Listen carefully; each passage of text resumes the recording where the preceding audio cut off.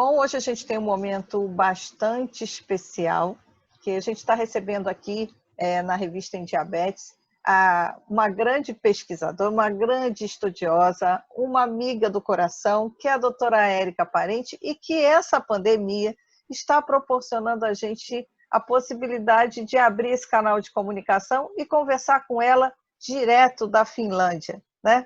Então, para começar a história, doutora Érica, muito obrigada por ter aceito o nosso convite para conversar um pouquinho sobre o assunto que daqui a pouco a gente vai comentar, mas vamos começar com o que você está fazendo por aí? Bom, obrigada, Cris, pela gentil introdução, né? Você está aqui no coração e é interessante as pessoas perguntam o que você foi fazer aí na Finlândia, né? Então, só esclarecendo, eu não fugi do Covid, porque eu vim para cá no início de fevereiro, antes da pandemia estourar. Então, eu vim fazer um pós-doutorado, né? Eu tinha vindo para cá o ano passado, fiquei alguns meses, fiz umas pesquisas, e aí o chefe do grupo me convidou para fazer a pesquisa por um tempo mais prolongado e estender numa área que vou explicar. E daí vim para cá agora com toda a família, e nós estamos aqui pelos próximos 2 anos. E eu estou fazendo a pesquisa na área de composição corporal, então como o nosso corpo e a distribuição de gordura, de massa magra, influencia nas complicações do diabetes tipo 1, né? Então, esse grupo que eu vim é um grupo de pesquisa que foi fundado em 1997, tá? Ele chama FINDIANE, ou FINDIANE, FINNDIANE, né? FINDIANE. Então, é um grupo com foco na pesquisa dos fatores de risco e nos mecanismos de ação para as complicações do diabetes tipo 1. Então, basicamente, o foco da pesquisa aqui é em diabetes do tipo 1. E esse grupo tem mais de 20 anos, com diversas publicações em áreas de genética, clínica, biologia molecular, e eu estou na parte clínica, porque eu sou bem clínica, né? Então, eu estou fazendo esses estudos clínicos, que são estudos prospectivos, mas de coorte, que é um estudo observacional. E aí eu tenho 2 trabalhos que foram apresentados agora no Congresso Europeu de Diabetes, né, o EASD, exatamente o meu foco da pesquisa. Um deles é falando sobre a circunferência abdominal e a circunferência dividido pela estatura. São os 2 melhores parâmetros para a gente estimar a gordura visceral, que é aquela gordura que fica intraabdominal. Isso em pacientes com diabetes tipo 1. Tá? Existem vários estudos sobre a relação circunferência-altura ou circunferência com risco cardiovascular, com mortalidade. Recentemente saiu uma meta-análise, inclusive, mostrando que a gordura central é mais importante do que a gordura total definida pelo IMC em relação à mortalidade na população geral. Mas em pessoas com diabetes tipo 1, não tem muitos estudos em relação a essa questão do excesso de peso, da obesidade e de como a gordura visceral e essa concentração de gordura abdominal pode influenciar nas complicações do diabetes, né? Então, a gente sabe que o diabetes mal controlado pode levar a várias complicações, mas a obesidade e a gordura visceral têm sido mais estudada no diabetes tipo 2, e esse é o foco da minha pesquisa aqui. Inclusive... Esse foi um dos trabalhos que você apresentou no congresso, certo? Isso. E o outro, esse que eu falei agora, que é sobre você estimar a gordura visceral pela medida simplesmente da circunferência abdominal ou da circunferência dividida pela altura, ele acabou de ser aprovado para publicação, recebi a mensagem semana passada. Assim que sair, eu te mando. E o outro que foi apresentado no Congresso, eu estou terminando de fazer os pequenos ajustes agora para a gente submeter também para publicação, que é exatamente como a medida da circunferência dividido pela altura pode predizer o risco das pessoas com diabetes tipo 1 desenvolver a retinopatia grave. Recentemente saiu um trabalho falando que é muito comum as pessoas que têm diabetes nunca ouviram falar de retinopatia do diabetes. E isso é um problema, porque se você não sabe nem que risco você está correndo, como que você evita o risco, né? Então, o que a gente mostrou nesse estudo sobre retinopatia grave, com mais de 4.000 pacientes num segmento de 15 anos, que aquelas pessoas que têm a medida da circunferência abdominal dividido pela altura maior do que 0,5, quer dizer, você não pode ter a sua circunferência abdominal maior do que metade da sua altura. Okay. Esse é o limite.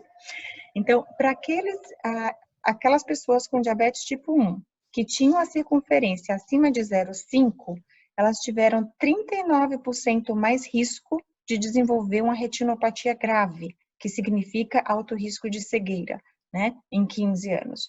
Então, a gente mostrou esse fator de risco adicional, que antes essa gordura central era muito só relacionada ao diabetes tipo 2, mas isso também, infelizmente, é um fator de risco importante para esse desenvolvimento da complicação de retina no diabetes tipo 1.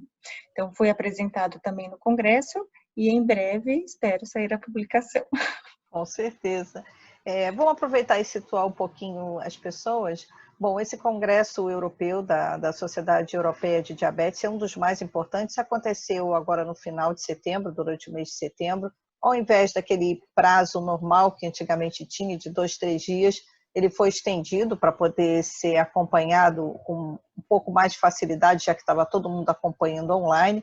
Se eu não me engano, seria em Viena o evento presencial, e aí passou a ser online.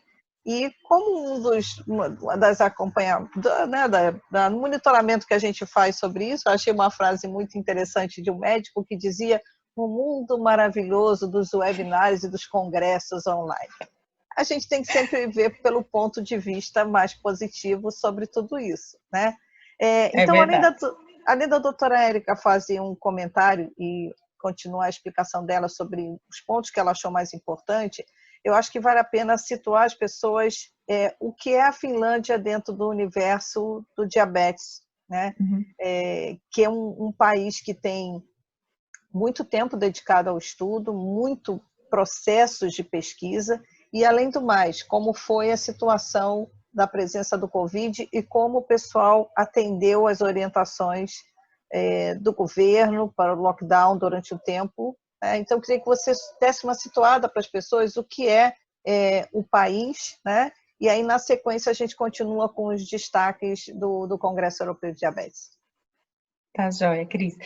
Então, aqui a gente também teve um aumento de casos, teve a curva, o maior pico foi ali durante o mês de março e abril também, mas assim, a população da Finlândia inteira são 5.500.000 habitantes, então isso dá um bairro de São Paulo, vamos assim considerar, né? Então, mas aqui as pessoas têm uma cultura muito obediente. Então, na hora que o governo estabeleceu a regra da quarentena, que as pessoas deveriam ficar em casa e não deveriam sair, exceto em situações muito específicas, enfim, então isso foi muito seguido. E houve também uma uniformidade nas comunicações. Então, o governo dizia a mesma coisa, que o Ministério da Saúde dizia a mesma coisa, que no seu trabalho você recebia as mesmas informações. Então, isso ajudou muito a população a seguir a mesma linha e todo mundo obedeceu. Então, criou-se sistemas onde você ligava para tirar dúvida. Então, assim, se você tinha uma consulta ou se você estava sentindo mal, então você liga, daí alguém te orienta o que você tem que fazer. Se você, para que não acontecesse de todo mundo sair correndo porque espirrou, porque teve uma tosse no ponto-socorro ou no posto de saúde, e daí você está com o vírus e contaminar mais 50 pessoas. Então, existia toda essa linha de orientação, né? E isso foi seguido, então acho que isso ajudou muito a controlar. Foi fechado fronteiras para os países vizinhos que tinham muitos casos e foi fechado fronteiras internas. Como a maior parte dos casos estava na região da Grande Helsinki, né? Que é a região mais populosa do país, eles fecharam essa região da Grande Helsinki, ninguém saía, ninguém entrava na Grande Helsinki. Se você estava no norte, você não conseguia entrar na Grande Helsinki, que fica ao sul, né? E vice-versa. Por quê? Para conter os casos, né? Para evitar que a coisa fosse se espalhando, tá? E tiveram agora eu não sei o número exato, mas entre 7.000 e 8.000 casos no máximo, né? Agora está havendo um pequeno aumento de casos, mais recente, uma segunda onda pequena, depois da liberação, que tem sido desde começo de junho, já foi liberado aos poucos, as pessoas voltaram ao trabalho e tudo, mas agora é exigido o uso de máscara nos transportes públicos, em lugares públicos, e as pessoas realmente obedecem. E essa segunda onda agora tem sido mais em jovens e com sintomas bem frustros. A mortalidade foi bem pequena, não chegou a 400 desses 7.000 casos que eu falei, e a média de idade foi em torno de 84 anos. Então, faleceram principalmente idosos, e principalmente em casa ou em casas de cuidado de idosos, muito mais do que os pacientes que foram para o hospital. O número de óbitos de hospital foi muito pequeno. O principal hospital, que é o universitário aqui de Helsinki, teve uma taxa de mortalidade muito baixa. E impressionante, apesar daqui ser o país com maior incidência de pessoas com diabetes tipo 1, praticamente não teve casos. Então, a gente vê as publicações de diabetes tipo 1 nos Estados Unidos, né, e tudo, aquele monte de casos, mas a gente sabe que tiveram milhares de pessoas, né, contaminadas com Covid, incluindo pessoas com diabetes nos Estados Unidos. Aqui, as pessoas com diabetes estavam todas em casa, trancadinhas, então a incidência do Covid em pessoas com diabetes, incluindo as com diabetes tipo 1, foi muito baixa aqui. Então, não tem como fazer relato de como foi, porque não foi. Na verdade, a gente tem um sentimento duplo quando a gente escuta um relato como o seu. Um, de absoluta revolta do que acontece aqui.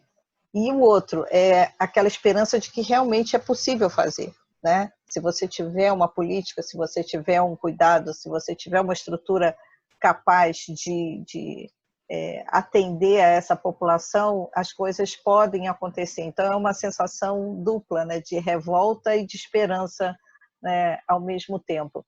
E aí você comentou, né, que é um país que tem maior incidência de casos e, ao mesmo tempo, não teve a situação que em diversos outros países já foi observado. Isso, levando para o Congresso, você ouviu alguma coisa sobre isso, perspectivas novas? O que você ouviu em relação ao diabetes para perspectivas futuras? Se fosse na Finlândia, acho que a gente já estaria com mais esperança, né? Então, assim, eu vou puxar agora a sardinha um pouco para o meu lado aqui, não que eu não estou torcendo para o Brasil, mas digo assim, do Congresso, tá? Não, mas é porque assim, eu falei pro meu chefe aqui do grupo, eu falei assim, eu tô nos 2 grupos tops. O grupo da maior delegação do EASD foi o Grupo Brasil. Eu sou brasileira. E eu estava lá, me inscrevi como brasileira. E o segundo top foi que o nosso grupo de pesquisa foi o grupo que mais mandou trabalho para o Congresso. Então, assim, estou no segundo grupo top. Não, é uma brincadeira.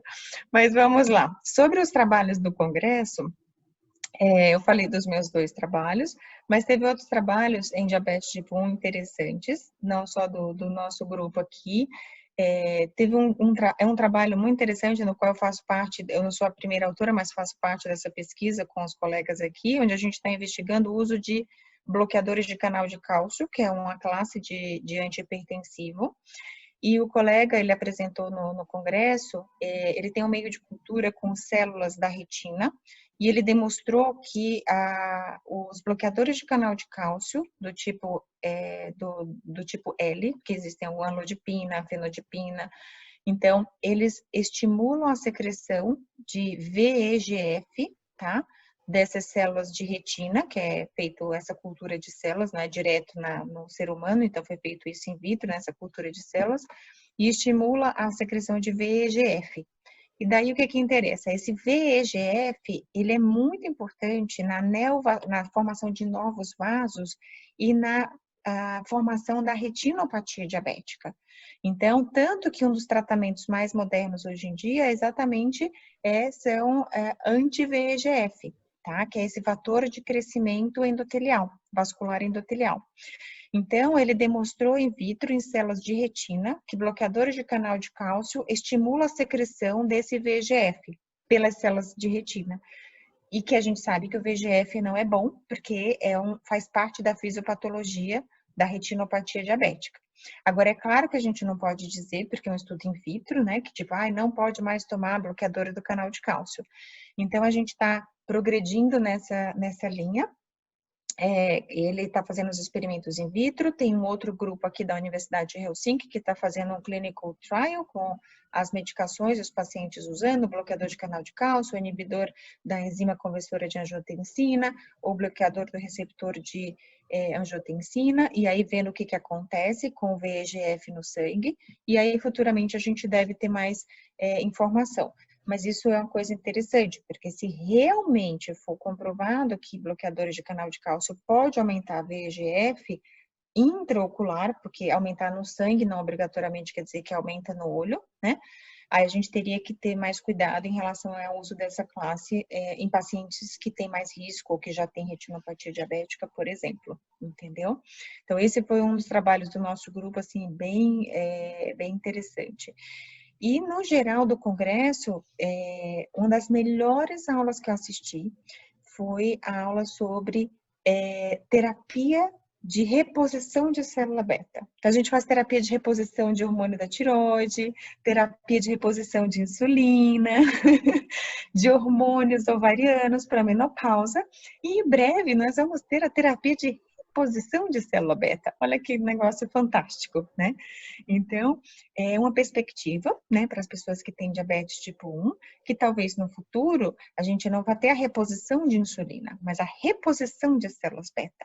Então, foi muito interessante essa aula, onde foi demonstrado, né, onde a gente começou, transplante de pâncreas, transplante duplo de pâncreas e rim, transplante de ilhotas, e agora essa tecnologia nova que está, né, sendo desenvolvida em testes, onde as células beta ficam dentro de uma cápsula que é colocada no subcutâneo e vai liberando aos poucos a insulina. E é interessante porque daí a célula beta não pode ser atingida pelo sistema imunológico, por isso que ela fica dentro de uma cápsula, mas também não pode ter X, Y, Z, porque senão elas ficam muito apertadinhas dentro da cápsula e não conseguem trabalhar produzindo insulina. Foi uma das aulas mais fantásticas que eu assisti. Primeiro pela questão futurista, tecnológica. não, muito real. Oi? Muito futurista ou muito real? Não, eu não acho que é muito futurista. Tem uma das pesquisadoras aqui do grupo, que ela tem diabetes tipo 1, ela tem 30, acho que 35 anos, e eu falei para ela assim, olha, capaz de você ainda pegar essas cápsulas. Olha, porque o que é interessante agora com a história toda do Covid é que as pessoas se aproximaram mais da ciência, né? Elas estão entendendo mais o tempo que é necessário para as pesquisas, apesar de estarem Sim. ansiosas, né? Mas começou-se a falar tanto em ciência que até a percepção e o cuidado e a parada para entender o que está acontecendo começou a despertar esse interesse das pessoas. Então, assim, eu lembro que quando a gente falava sobre coisas futuras e etc., alguns anos atrás, o pessoal já queria saber, não é para agora, é para já? Né? A cápsula tem na farmácia para vender amanhã? Exato. E agora as pessoas estão começando a entender que isso é uma fase de pesquisa, precisa de tempo, mas está no caminho. Eu acho que isso é a grande mensagem, né? Então, essa é a grande mensagem, quer dizer, existe uma perspectiva, né? Então, é igual a história, assim, antigamente, quando começaram as primeiras insulinas, que não eram purificadas e tudo mais.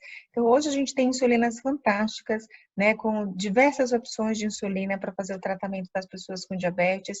No caso do diabetes tipo 2, né, e teve muitas palestras de diabetes tipo 2 também no congresso, e é fantástico a gente ver as novas terapias hoje para diabetes tipo 2. É igual quando eu dou aula de diabetes tipo 2, antigamente a gente tinha metformina, sulfonilureia e NPH. Hoje você tem uma gama de opções. Isso é ótimo, né, para o paciente, porque existem opções. E nesse congresso foi reforçado bastante essa nova classe de medicamentos, digo nova porque é nova da última década, vamos assim colocar, né? E principalmente após 2015, quando foi mostrado os primeiros trabalhos em relação aos benefícios cardiovasculares e renais do SGLT2, do inibidor do SGLT2, e mais recentemente mostrando que os benefícios os benefícios renais, inclusive, né, e os benefícios em relação à insuficiência cardíaca foram vistos mesmo em indivíduos sem diabetes. Então, quer dizer, esse tipo de medicação que foi desenvolvida para tratar o diabetes, viu-se no estudo clínico que tinha um alto benefício de diminuir mortalidade cardiovascular e de proteger o rim da depreciação de função causada pelo diabetes. Só que daí, além disso, foi-se mais à frente, como você falou na ciência, a gente, assim, atirou numa coisa, acertou na outra e vamos em frente que a gente está vendo outra lá na frente. Então, foi visto que esse benefício, agora nos novos estudos, também é aplicável para as pessoas sem diabetes. E isso é fantástico, porque, assim, insuficiência cardíaca, doença renal progressiva, são duas doenças muito graves, né? Então, hoje você tem novas perspectivas, né? Mesmo que eu trato pessoas com diabetes, mas eu digo isso no geral para os colegas que tratam pessoas com insuficiência cardíaca ou doença renal sem diabetes. Também tem benefício, né? Então, eu acho que esse foi um dos pontos mais altos em relação à parte do tratamento do diabetes tipo 2. O do tipo 1 eu tinha comentado, né, dessas perspectivas futuras, mas mesmo em relação a tratamentos farmacológicos, teve uma aula fantástica de tratamento, porque todo mundo acha que, diabetes tipo 1 é só insulina, né? Tudo bem, tem insulina A, B, C, Y, Z, a gente faz uma combinação ali e tá tudo certo. Na verdade, existem outras terapias que podem ajudar. E nesse congresso do EASD foi mostrado. Então, todos os estudos em relação à metformina, ao uso de agonistas do receptor do GLP-1, em relação ao uso do próprio SGLT2, e tem estudos mostrando que o uso de SGLT2 em diabetes tipo 1 ajuda a manter uma estabilidade, né, no controle glicêmico. E a gente não sabe se os benefícios cardio e renais vistos nos estudos de DM2 também se aplicam a DM1, mas se é para apostar, eu apostaria que sim, mas a gente não pode afirmar porque não temos esse estudo. Mas foi visto em relação a benefícios de controle glicêmico. Porém, sempre tem que ter o cuidado dessa medicação em diabetes tipo 1 pelo risco de cetoacidose, né? Então, é aquela coisa assim, você tem que conhecer o risco para você evitar o acontecimento dele, né? Então, isso é possível. E agonista de GLP-1 em diabetes tipo 1, que está com excesso de peso, para ajudar no controle do manejo do peso, que consequentemente ajuda no controle do diabetes, também é possível. Então, essa foi uma aula também muito interessante de outras terapias, né, que podem ser associadas à insulina no diabetes tipo 1. Você acha, pelo que você acompanhou, que houve um pouquinho mais de equilíbrio ou ainda diabetes tipo 2 ou diabetes tipo 1 são os que ganham maior foco nos debates? Olha, diabetes tipo 2, se você olhar o congresso inteiro, tem muito mais aulas e debates em diabetes tipo 2 do que em diabetes do tipo 1. Talvez pela prevalência, né? A gente tem 10% de diabetes tipo 1 versus 90% de diabetes tipo 2. Então, assim, pela própria prevalência, tem muito mais, e tem muito mais estudos clínicos em diabetes tipo 2 também, talvez pela questão da maior prevalência, né? Mas os estudos que foram apresentados e as aulas em diabetes tipo 1 foram bem interessantes, tá? Foi apresentado também uma aula que eu assisti de diabetes gestacional, mas assim, não teve grandes novidades, foi mostrado o estudo RAPO, que é muito conhecido, né, o HAPO, e o follow-up, mas, enfim, assim, os critérios continuam os mesmos para o diagnóstico de diabetes gestacional, a importância do controle, não só da glicemia, mas, obviamente, do controle do peso, né, e teve um dado importante, assim, a questão do controle de triglicerídeos na gestação é importante, né, porque afeta a questão do peso fetal. Então, assim, não teve grandes novidades, mas também teve uma aula de diabetes gestacional interessante. Quando a gente fala para o paciente, né, que é muito importante vocês participarem, vocês estarem acompanhando e dividirem essas histórias e essas pesquisas que vocês acompanham, antes eu acho que era muito difícil deles entenderem, né? Apesar de, assim, eles achavam interessante, mas eles não entendiam a ciência como a ciência é entendida hoje, né? Você acredita, então, que esse impacto de mostrar o que está sendo discutido, essa quantidade de eventos, né, esses debates, porque a sensação que eu tenho quando você faz os relatos é que os impactos das pesquisas do diabetes tipo 1, às vezes são maiores do que os impactos do diabetes tipo 2, apesar de um ser muito mais prevalente do que o outro. mas acho que parece que o impacto do resultado das pesquisas do diabetes tipo 1 parece que são maiores. Você acha que agora, depois de tanta coisa, as pessoas realmente vão começar a entender como se dá esse processo da pesquisa? Porque você está aí fazendo uma pesquisa. E aí as pessoas vão assim, mas nossa, a doutora Érica vai ficar 2 anos fazendo pesquisa fora do Brasil, né? Nossa, mas ela não vai mais falar comigo, ela não vai me atender, né? Precisa 2 anos. Será que agora as Você nem pessoas... sabe o quanto eu tenho falado com meus pacientes daqui, Pois viu, Cris? ainda tem isso, né? Porque agora parece que tudo mudou, né? Tudo mudou. Você acha que a gente pode considerar isso como pelo menos um pontinho positivo de tanta confusão que a gente está vivendo? Então vamos lá. Primeiro, assim, eu não sei te dizer se realmente as questões dos estudos em diabetes tipo 1 têm mais impacto. Talvez exista mais impacto emocional, aquela questão do diabetes tipo 1, né, e criança e adolescente, e, enfim, aquela questão emocional que a gente tem. Não estou dizendo que a gente não gosta, eu sempre estudei, sempre gostei muito dos meus pacientes de diabetes tipo 2, e agora eu estou focando, eu sempre estudei a parte metabólica, obesidade e diabetes tipo 2, resistência à insulina, e agora eu estou pegando esse meu conhecimento do diabetes tipo 2 e aplicando no diabetes tipo 1, que é o foco da minha pesquisa aqui. Então, não sei, vamos ver o que realmente... Eu acho que o mais importante é a gente descobrir coisas que impactam na vida de todos que têm diabetes, seja 1 ou 2. E que esses estudos observacionais que a gente faz estimule, por exemplo, as indústrias a também investir nos trials clínicos no diabetes tipo 1. Porque a impressão que dá é que realmente é muito mais investimento de trials clínicos no diabetes tipo 2, porque é uma população muito maior que vai usar, né, a medicação do que se a gente pensar no diabetes tipo 1, né? Mas em relação a benefícios desse mundo esquisito que nós estamos vivendo atualmente, é claro que a gente sente muito, tipo, a falta de ver as pessoas, tipo, pegar nas pessoas, ainda mais a gente como brasileiro, né? Então, aqui é uma diferença, o finlandês não é muito de estar encostando em ninguém, né? Então, essa é outra coisa que ajudou no distanciamento, as pessoas não falam em cima das outras, elas falam sempre com certa distância. Aqui a gente Elas não fala saem... abraçando, né?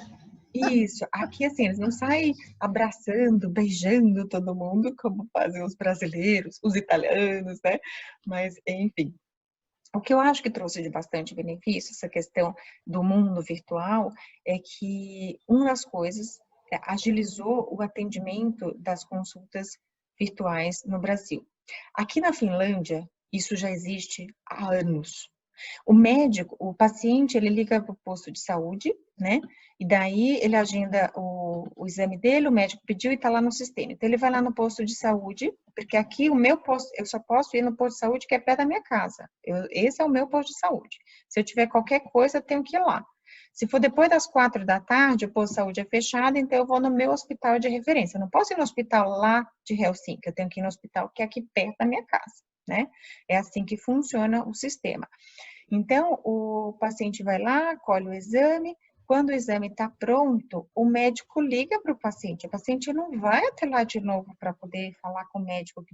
Então, assim, essa questão de ligar, de fazer uma consulta virtual, isso já existe há muito tempo aqui. E essa questão do coronavírus ajudou muito, porque no Brasil ainda não estava regulamentado e isso ajudou. Então, isso ajudou nessa comunicação, porque assim, a gente ligava mesmo para os pacientes para poder falar resultado de exame, discutir, mas infelizmente isso não estava regulamentado. E agora isso facilitou bastante. E no meu caso especificamente, que estou aqui, eu tenho 2 médicas endocrinologistas, que foram minhas residentes excelentes e que estão tomando conta dos meus pacientes. Mas meus pacientes querem falar comigo. Então, o que que acontece? Daí a doutora Érica trabalha até às 6 da tarde aqui para a Finlândia, e depois das 6 da tarde ela trabalha para o Brasil. Quer dizer, E com o fuso depois da... horário, né? porque são 6 horas de fuso. Então, o que que acontece? As médicas atendem os pacientes no Brasil e eu entro na consulta online quando elas estão atendendo, para o paciente me ver, para eu ver o paciente, a gente conversa e eu dou a conduta, entendeu? Então, assim, acontece, eu ainda estou fazendo as consultas daqui com a médica aí do Brasil, então eu digo assim, que eu trabalho das 8 às 18 para a Finlândia e das 18 às 24 horas para o Brasil. Jornada Agora são dupla. 22h43 aqui, viu, Cris? Olha só, tá vendo? Olha, é uma jornada dupla, mas eu tenho certeza que eles devem receber isso com um carinho danado quando eles sabem que você está se dividindo de todas as formas para poder Ai, atendê-los mas da eu tenho melhor vontade forma. de abraçar meus pacientes. Eu também sinto falta de abraçar todo mundo. Doutora Érica, foi um prazer enorme. Eu já vou te fazer um convite, porque você já falou que os dois trabalhos, o próximo também já está para ser aprovado.